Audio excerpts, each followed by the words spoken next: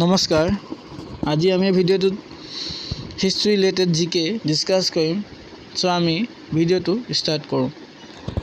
আমাৰ ফাৰ্স্ট কোৱেশ্চনটো হৈছে মিজুমলাই অসম কেতিয়া আক্ৰমণ কৰিছিল ইয়াৰ শুদ্ধ উত্তৰটো হৈছে 1662 খ্ৰীষ্টাব্দত 1662 নেক্সট কোৱেশ্চনটো মিজুমলাই লগত লৈ অহা কোনজন লেখকে অসমৰ বিস্তৃত বিৱৰণ দি থৈ গৈছে ইয়াৰ শুদ্ধ উত্তৰটো হৈছে চিহাবুদ্দিন তালিছে বিস্তৃত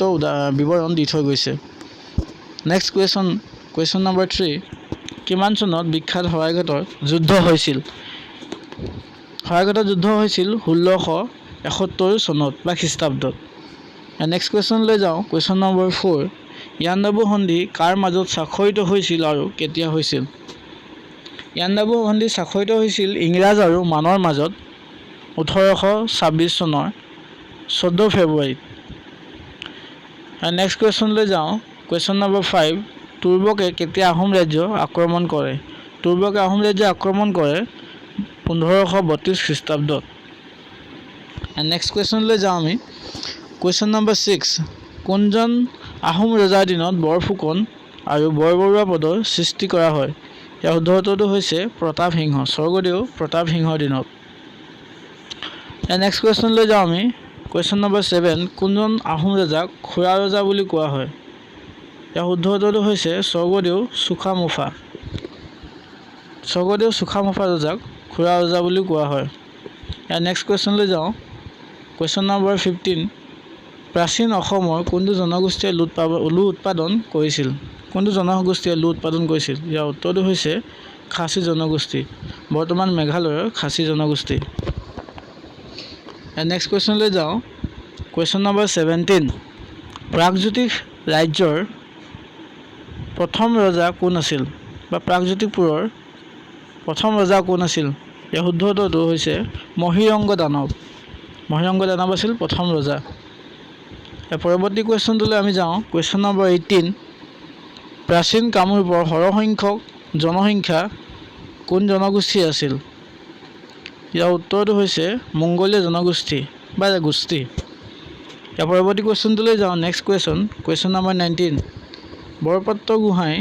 পদৰ সৃষ্টি কোনে কৰিছিল কোনজন ৰজাই সৃষ্টি কৰিছিল ইয়াৰ শুদ্ধ উত্তৰটো স্বৰ্গদেউ চুহুংমুঙে বৰপাত্ৰ গোহাঁই পদৰ সৃষ্টি কৰে কুৱেশ্যন নম্বৰ 20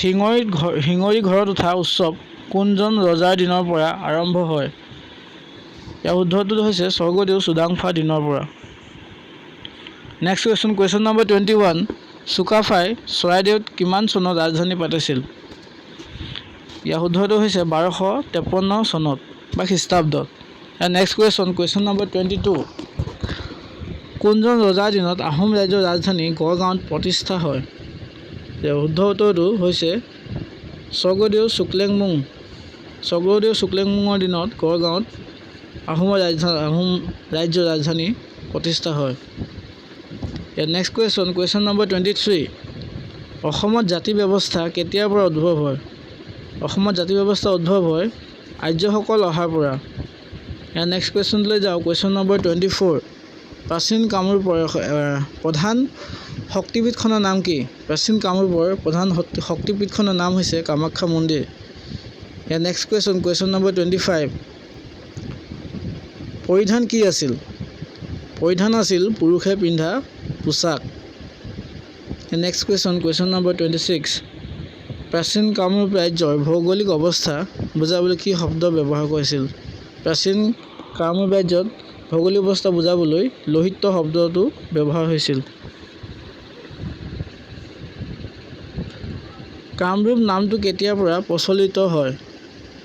কামৰূপ নামটো প্ৰচলিত হয় 4ৰ্থ শতিকাৰ পৰা 4th century কুৱেশ্যন নম্বৰ 28 তলৰ কোনখন ঠাই কামৰূপৰ নগৰ নাছিল শংখসূচী প্ৰাগজ্যোতিষপুৰ হৰিপুৰ কৰ্ণসুৱৰ্ণ ইয়াৰ শুদ্ধ উত্তৰটো হৈছে অপশ্যন গ হৰিপুৰ নেক্সট কুৱেশ্যন লৈ যাওঁ কুৱেশ্যন নম্বৰ 29 প্ৰাচীন কামৰূপৰ আৰ্য অনাৰ্য উভয়ৰে জনপ্ৰিয় উপাস্য দেৱতা কোন আছিল জনপ্ৰিয় উপাস্য দেৱতা আছিল ভগৱান শিৱ নেক্সট কুৱেশ্যনলৈ যাওঁ। Question number 30। হিউৱেন-চাঙৰ মতে কামৰূপ ৰাজ্যৰ চাৰিসীমাৰ দৈৰ্ঘ্য কিমান আছিল? হিউৱেন-চাঙৰ মতে কামৰূপ ৰাজ্যৰ চাৰিসীমাৰ দৈৰ্ঘ্য 1667 mile 1667 mile. Next question number 31। মূলা গাভৰু কাৰ পত্নী আছিল? মূলা গাভৰু কাৰ পত্নী আছিল? ইয়াৰ শুদ্ধ উত্তৰটো হৈছে ফাচেংমুং বৰগোহাঁই।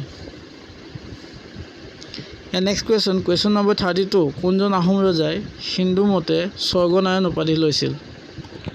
আৰু শুদ্ধ উত্তৰটো হৈছে স্বৰ্গদেউ চুহুংমুং ৰজাই। Next question number 33। বামুণী কোঁৱৰ হিচাপে কোনজন আহোম ৰজা জনপ্ৰিয়? বামুণী কোঁৱৰ হিচাপে জনপ্ৰিয় ৰজাজন হৈছে স্বৰ্গদেউ চুডাংফা। যদি ভিডিঅ'টো ভাল লাগিছে তেন্তে লাইক, কমেণ্ট এণ্ড শ্বেয়াৰ কৰিব